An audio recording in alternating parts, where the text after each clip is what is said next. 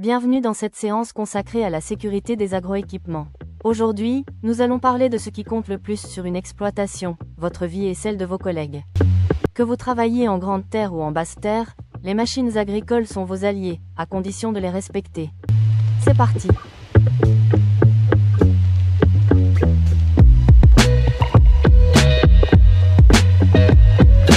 Regardons les chiffres en face. 490 morts par an en agriculture en France. Le renversement de tracteurs est la cause numéro 1. Et ici, en Guadeloupe, la chaleur, les pentes et l'humidité multiplient les risques par 3. Mais retenez ceci, 30% de ces accidents auraient pu être évités. Comment? Par le port des épis et le respect des procédures. C'est exactement ce que nous allons voir ensemble.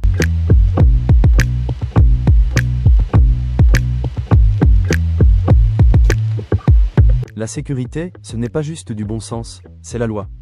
L'exploitant doit fournir des machines conformes, rédiger le document unique et former ses salariés.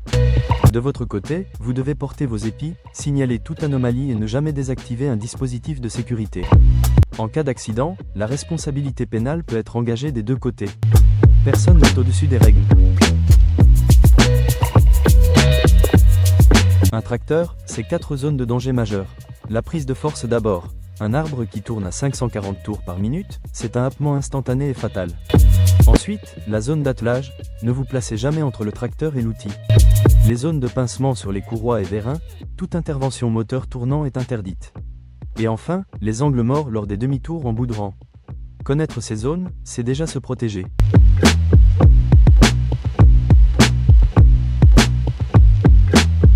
Le renversement, c'est le risque numéro 1 en basse terre. Le centre de gravité d'un tracteur est naturellement élevé. Sur un sol saturé après une pluie tropicale, une simple ornière peut provoquer un basculement en moins de 2 secondes. La règle d'or? Rops relevés et verrouillés, ceinture bouclée. Sans ceinture, l'arceau peut vous écraser au lieu de vous sauver. Ce n'est pas négociable.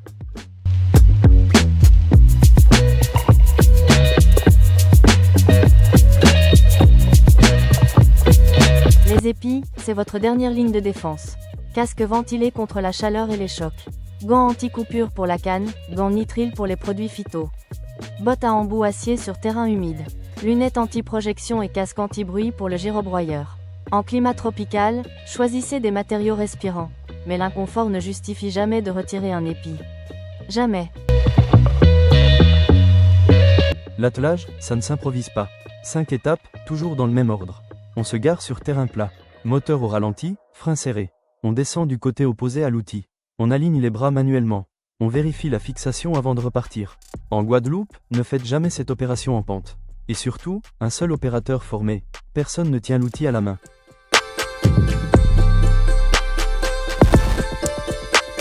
Sur la route, vous n'êtes plus seul. Largeur maximale, 3 mètres. Vitesse, 40 km/h. Gyrophare allumé, triangle réfléchissant en place. En Guadeloupe, les routes entre les parcelles sont souvent étroites et sinueuses. Avant chaque déplacement, relevez et verrouillez l'outil, vérifiez vos rétroviseurs. Et sur les routes en dévers de basse terre, réduisez la vitesse et prenez les virages en grand arc. Avant de toucher à quoi que ce soit sur une machine, appliquez la procédure CALMEC comme couper la prise de force. A comme abaisser l'outil au sol. L comme laisser refroidir, ne freinez jamais une pièce en rotation à la main. M comme moteur coupé, clé en poche. E comme enclencher le frein de parc. Et attention aux dangers invisibles, la pression résiduelle dans les flexibles hydrauliques peut projeter de l'huile ou faire chuter un outil brutalement.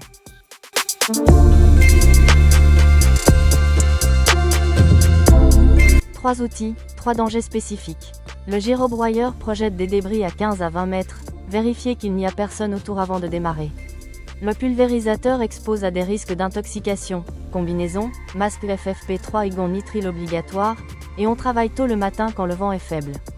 La coupeuse à canne, avec ses organes de coupe à très haute vitesse, interdiction absolue d'approcher pendant le fonctionnement.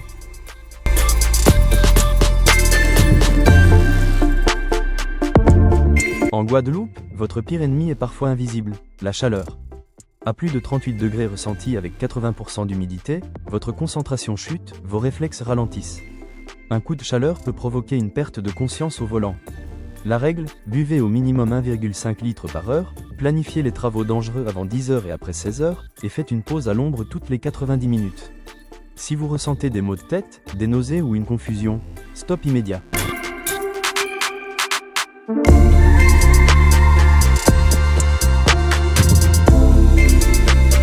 5 points à vérifier chaque matin, sans exception. 1.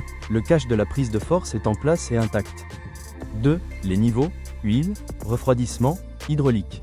3. Les pneumatiques, pression et état des flancs.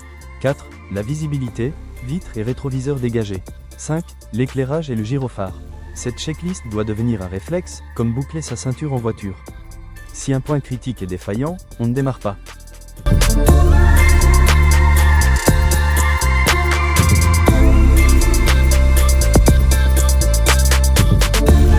Si un accident survient, 3 lettres. PAS protégez d'abord, coupez le moteur, balisez la zone, ne déplacez jamais une victime sauf danger immédiat. Alertez ensuite, appelez le 15, le 18 ou le 112, donnez le lieu exact, la nature de l'accident et l'état des victimes. Secourir enfin, appliquez les gestes de premier secours, rassurez et surveillez jusqu'à l'arrivée des secours. Gardez ces numéros en tête, SAMU 15, Pompier 18, et le CHU de Pointe-à-Pitre.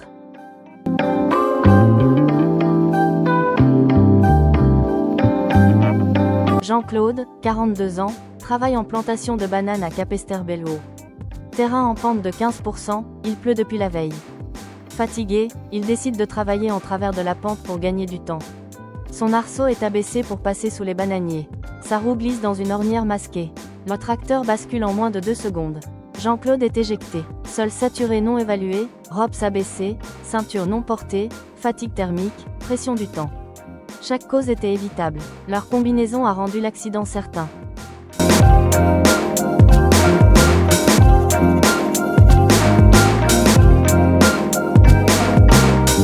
Résumons ce que vous devez retenir.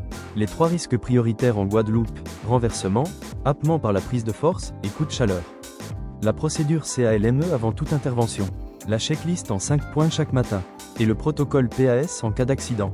La sécurité n'est pas une contrainte, c'est la compétence qui vous permet de travailler longtemps et en bonne santé. Chaque geste sécuritaire que vous adoptez aujourd'hui protège votre famille et vos collègues demain.